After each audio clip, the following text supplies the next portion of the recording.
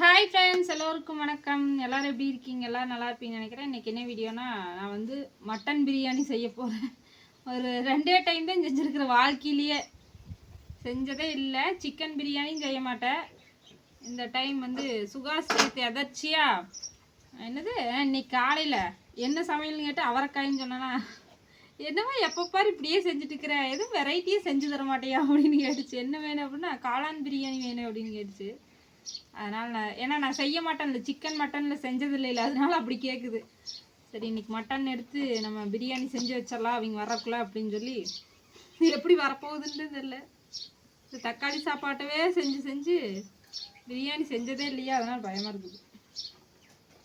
அதனால் கொஞ்சமாக மட்டனை பிரியாணிக்கு எடுத்து வச்சுட்டு மீதியை வந்து சும்மா கிரேவியும் இல்லாமல் குழம்பும் இல்லாமல் ஒரு மாதிரி செஞ்சு வச்சுருக்கிறேன். இப்போ வந்து நம்ம மட்டன் பிரியாணி செஞ்சிடலாம். அந்த வீடியோ தான் இன்றைக்கி பார்க்க போகிறீங்க. இதில் என்னென்ன நான் வந்து ஆட் பண்ண இன்னும் நல்லாயிருக்கும், என்னென்ன தப்பு பண்ணுறேன்னு பார்த்துட்டு பிரியாணி நல்லா செய்கிறவங்களா இருந்தால் கமெண்டில் சொல்லுங்கள். இதுவே நல்லா டேஸ்ட் இருந்துச்சுன்னா இப்படியே நான் ஃபாலோ பண்ணிக்குவேன். ஃபஸ்ட்டு டைம் செய்கிற பார்ப்போம். இப்போ வந்து தேவையான அளவு எண்ணெய் ஊற்றியாச்சு. நெய்யெல்லாம் ஊற்றலைங்க ஃப்ரெண்ட்ஸ், நெய் ஊற்றலாம், நான் ஊற்றல. ஃபஸ்ட்டு டைம் செய்யறதுக்குலாம் இதுக்கு நெய். எண்ணெய் காஞ்சதுக்கப்புறமா இந்த ஏலக்காய், பட்டை, கிராம்பு அதெல்லாம் எடுத்து வச்சுருக்கிறேன். பிரிஞ்சி இலையெல்லாம் இல்லைங்க, அது போடல. இருந்தால் தான் போட முடியும், அது மட்டும் மிஸ்ஸிங்கு. அந்த இலை, ரோஜா முக்கு இதெல்லாம் சொல்லுவாங்கள்ல, அதுதான் இல்லை. ஓகே, இப்போ வந்து நம்ம எண்ணெய் காஞ்ச உடனே 4 ஏலக்காய், 4-5 பட்டை, 2-3 கிராம்பு இது மட்டும் எடுத்து வச்சுருக்கிறேன், போட்டுடலாம். எப்படி வரப்போகுதோ தெரியல, சுகாஸ் என்ன ரியாக்ஷன் கொடுக்க போகிறாங்களோ தெரியல. இந்த டைம் சக்ஸஸ் ஆயிடுச்சுன்னா செஞ்சிட வேண்டியது. இங்கே வந்து பார்த்தீங்கன்னா பெரிய வெங்காயம், கருவேப்பிலை, பச்சை மிளகாய் வந்து கட் பண்ணி வச்சுருக்கிறேன்.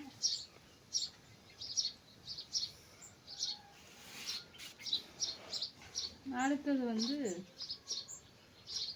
வெங்காயத்தை போட்டுடலாம்.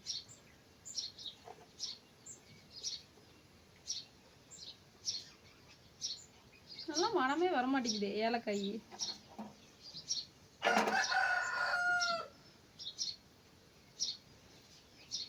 லைட்டாக மனம் இருக்கு.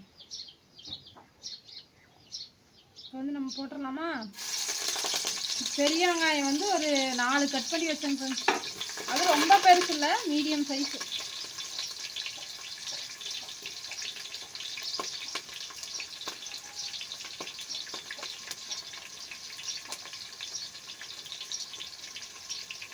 நீ ஏதாவது டிப்ஸ் சொல்கிறியா?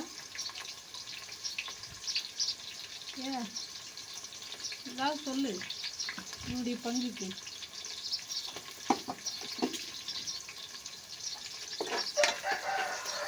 இதில் வந்து வெங்காயம் வந்து நல்லா பொன்னிறமாக வதங்கும்னு சொல்லியிருந்தாங்க, அப்போ தான் டேஸ்ட் கொடுக்கணுமா. வதக்கும்.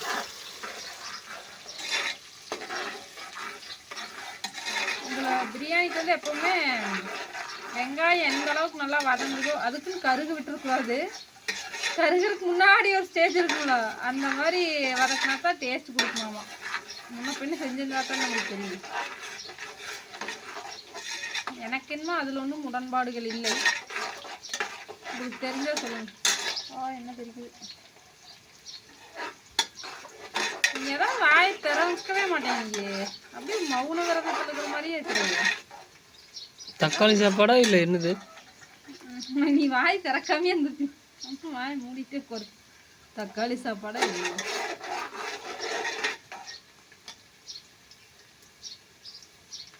ஓரளவு பதங்கிட்டு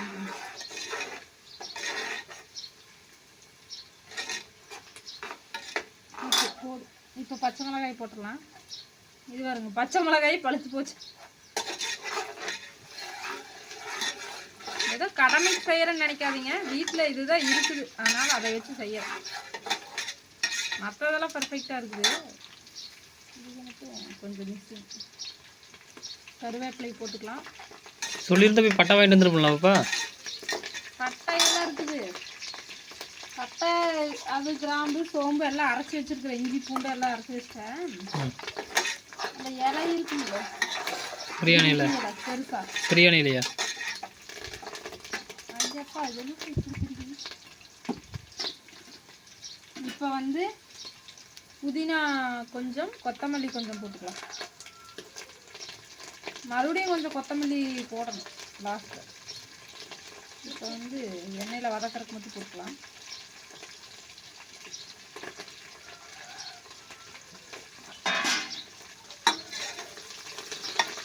இந்த பிரியாணி மட்டும் கரெக்டாக வந்துருச்சுன்னா அப்புறம் எந்த ரெசிபியும் நம்ம பார்க்க தேவையில்லை. எண்ணெய் இங்கே தெரிக்குது. அப்போ எனக்கு எப்படி இருக்கு? பச்சை தலை போட்டுருக்குறீங்களா?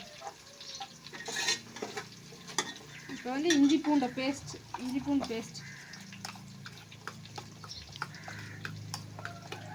ஒரு 50 கிராம் வரும்னு நினைக்கிறேன். எவ்வளோன்னு தெரியலிங்க ஃப்ரெண்ட்ஸ், அவ்வளோவெல்லாம் தெரியல. ஒரு 10 பல் பூண்டு, இஞ்சி ஒரு பெரிய துண்டு, பட்டை கிராம்பு எல்லாம் போட்டு அரைச்சேன். இஞ்சி பூண்டு பேஸ்ட் மட்டும் போடுவாங்க ஒரு சிலர். நான் வந்து இந்த சோம்பெல்லாம் கொஞ்சம் போட்டுக்கிறேன்.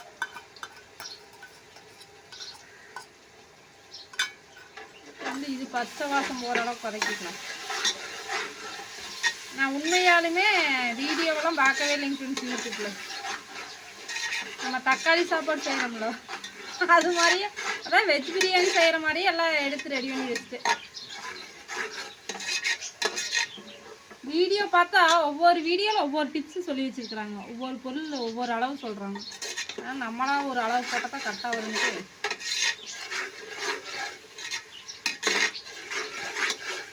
பார்த்தா கொஞ்சமாக மனம் அடிக்குது. அடிக்குதே இல்லையா? அப்படிங்கிறியா? உப்பு மட்டும் கம்மியாக போடு.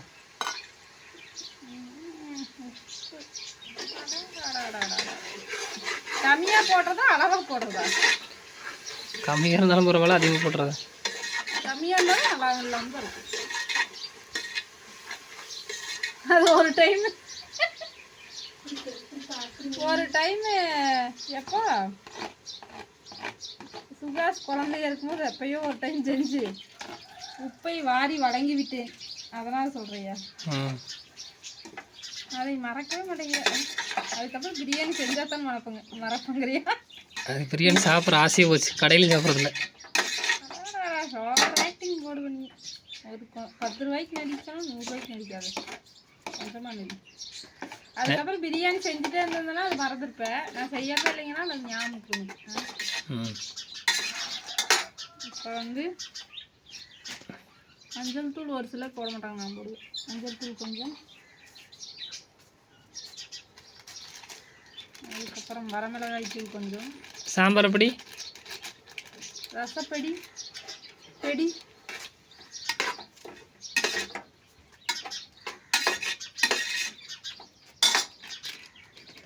இதுலேயே இருக்காங்க கொஞ்சம் தான் இருக்குது. போதும் காரம் வேலை. அவ்வளோதான் இல்லையா இருக்குது, பொடியே இல்லை. அதெல்லாம் போயிருக்கோம். அவ்வளோதான்.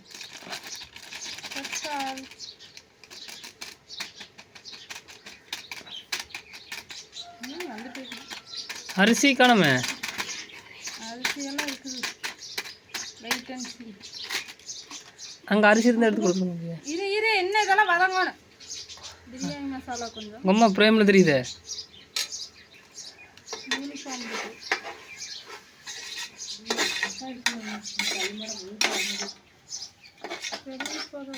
அந்த கைத்து கட்டில் போட்டு கைத்து கட்டில்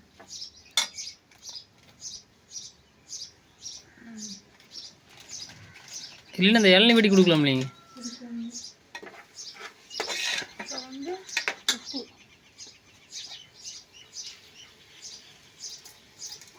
அப்புறம் குடிச்சு பார்த்து போட்டுக்கலாம். டேஸ்ட் பண்ணி பார்த்துட்டு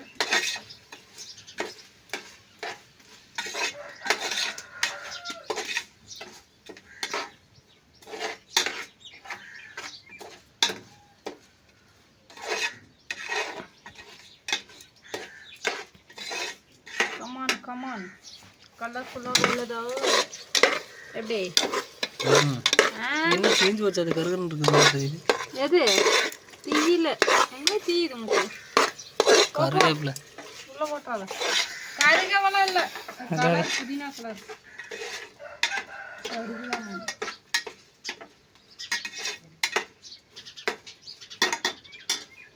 இப்போ வந்து லெமனை கட் பண்ணிக்கொள்வோம். சின்ன லெமன் தான் எடுத்துருக்கேன்.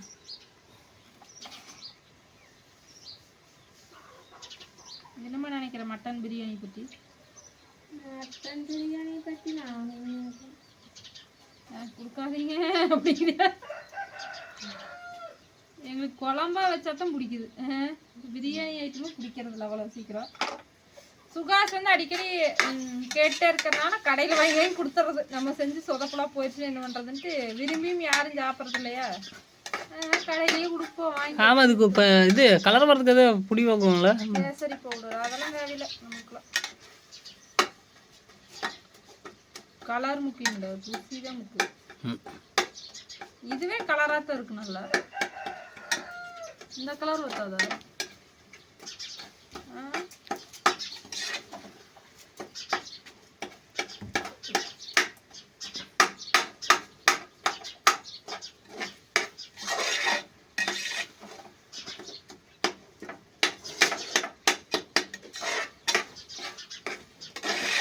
அப்புறம் நிறைய பேர் ஈட்டிங் சேலஞ்ச் வீடியோவில் பனிஷ்மெண்ட் எப்போ நீங்கள் பனிஷ்மெண்ட் செய்யறதுன்னு சொன்னீங்க எப்போ அப்படின்னு சொல்லி கேட்டு இருக்கிறீங்க. அடுத்த டைம் காயத்ரி அவர்களோட வீடியோ போடும்போது தான் தெரியும் அந்த அம்மா என்ன பனிஷ்மெண்ட் அந்த அம்மா கொடுக்குறாங்கன்னு தெரியல. அந்த அம்மா வேற கிரிட்டிக்கலான அம்மா, எப்படி கொடுக்குறாங்கன்னு தெரியல.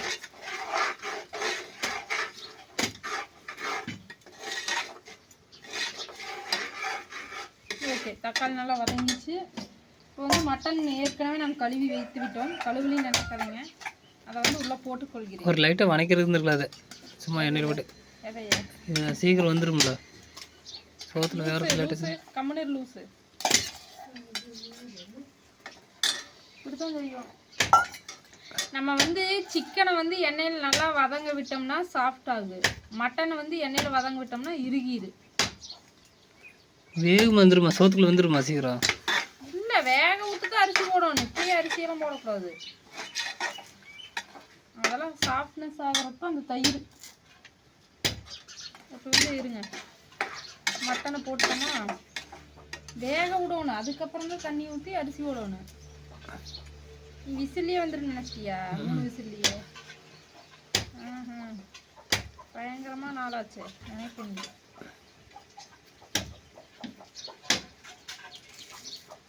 புளிப்பு அவ்வளோக்கா நம்ம தக்காளியும் போட்டுக்கிறோம், அதனால கொஞ்சமாக ஊற்றிக்கலாம். போது அது சின்ன லெமன் தான். எங்கள் அம்மா நல்லா இருக்கும்.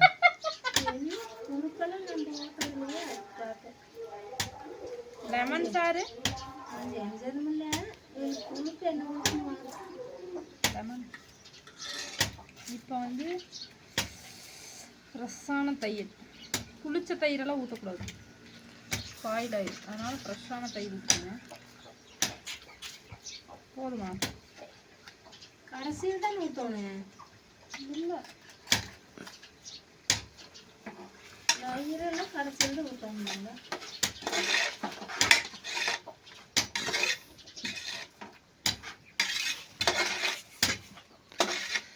இப்போ வந்து 2 கப்பு அரிசி நான் ஊற வச்சுருக்கிறேன், அதுக்கு 4 கப்பு தண்ணி ஊற்றணும்.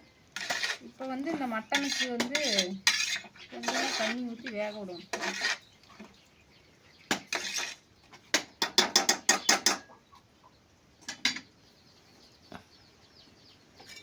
வந்து இப்போ ஒரு 4-5 விசில் விட்டுக்கலாம். தண்ணியெல்லாம் சுண்டிருக்க மாட்டுது. தண்ணி சுண்டிருக்கு. போதுமா? இருங்க சாமி தெய்வமே.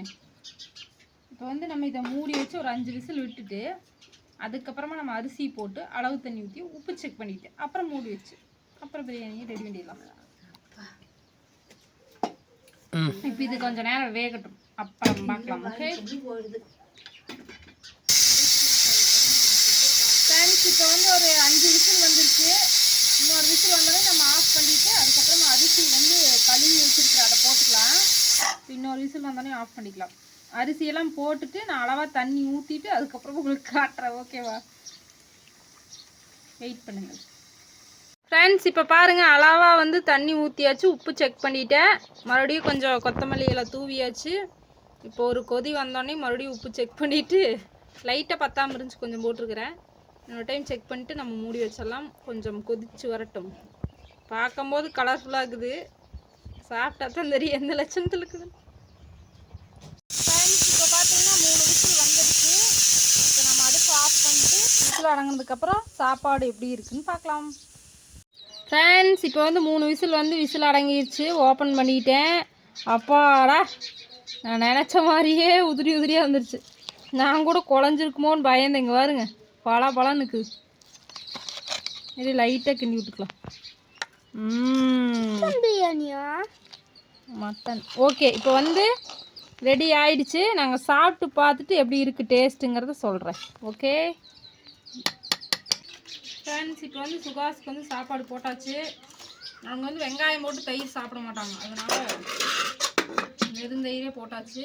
இப்போ நான் சாப்பிட்டு பார்த்துட்டு எப்படி இருக்குன்னு சொல்கிறேன். வா சுகாஸ், நீ சாப்பிட்டு பாரு. ஆராதனா குல்ட்டி வேறு வெளியில்.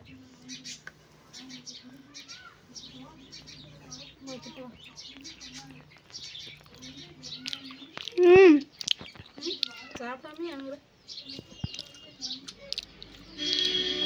உண்மையாகவே சூப்பராக இருக்குதுலா. செம்ம டேஸ்ட் இருக்குது. ஓகேங்க ஃப்ரெண்ட்ஸ், இதே மெத்தடில் நீங்களும் செஞ்சு பாருங்கள். நான் இனிமேல் இந்த மெத்தடில் தான் செய்ய போகிறேன். சுகாஸ் வந்து சாப்பிட்டோம், ஆராதனையும் கூப்பிட்டு சாப்பிட வைக்கிறேன். ஓகே வாங்க சாப்பிட்லாம். பீஸ் வந்து அவங்க சாப்பிட மாட்டாங்க, அதனால் போடல. போட்டுப்பேன். சாப்பிட்றியா? ஓகே, அடுத்த ஒரு வீடியோவில் பார்க்கலாம். பாய். இதான் ஃப்ரெண்ட்ஸ் ரிசல்ட். எப்படி இருக்குன்னு சொல்லுங்கள். பாய். மா, வாழ்க்கையிலேயே முதல் முறையாக நான் செஞ்ச பிரியாணி சாப்பிட்றேன். மட்டன் பிரியாணி எப்படி இருக்குது? சூப்பராக இருக்குது. உண்மையாலுமே செம்ம சூப்பராக இருக்குது. நல்லா இருக்குதா? இப்படி சொல்லுவீன்னு எதிர்பார்க்கவே இல்லையா? அருமையாக இருக்குது. கடையிலையும் கூட இப்படி டேஸ்ட்டே வரதில்லை. இனிமேல் நாமளே செஞ்சுக்கலாம், சாப்பிட்ணுன்னு தோணுச்சுன்னா. கடையிலையும் கூட இப்படி வரதில்லை. அது ஒரு மாதிரி சப்பையாக இருக்குது. கலர் தான் பார்த்தா அப்படியே அருமையாக இருக்கிற மாதிரி இருக்குது. எடுத்து வாயில் போட்டால் சப்பையாட்டு இருக்குது. இது நல்லா சூப்பராக இருக்குது. சுகாஸ், நேற்று பிரியாணி கேட்டில்ல, காளான் பிரியாணி. இன்னைக்கு மட்டன் பிரியாணி செஞ்சாச்சு. எப்படி இருக்குது? சுகாஸ் என்னங்குது, நான் செய்யவே மாட்டேன்ல, அதனால நான் அரிசியும் பருப்பு தான் செஞ்சிருப்பேன்னு நினச்சேன். விசில் அடங்கும்போது அரிசியும் பருப்புன்னு நினச்சேன், தக்காளி சாப்பாடுன்னு.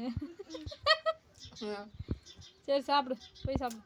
ஆராதனா குட்டி உள்ளே உட்காந்து சாப்பிட்டுக்கிறாங்க.